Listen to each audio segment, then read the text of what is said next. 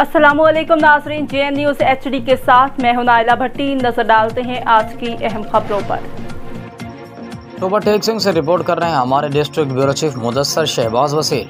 Deputy commissioner Mohammad Naeem की ज़ेर निगरानी टोबा टेक सिंह में बिजली चोरों के खिलाफ बड़े पैमाने पर क्रैकडाउन जारी है।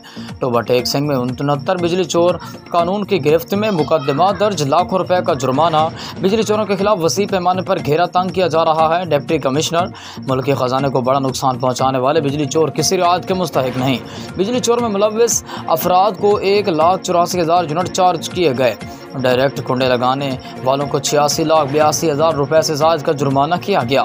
बिजली चोरों से 23,42,000 रुपए रिकवर कर लिए गए हैं। डायरेक्ट कुंडे लगाने वालों को डिडक्शन बिल डाले जा रहे हैं। करोड़ रुपए की रिकवरी मुतवक्के है। बिजली चोरों को करार वाकई सज़ा दिलवाई जाएगी। अवाम बिजली चोरों की निशानदही करे। डिप्टी कमिश्नर कंट्रोल रूम में कायम खुसूसी हेल्पलाइन 1718 मुतारिफ करवाया गया है।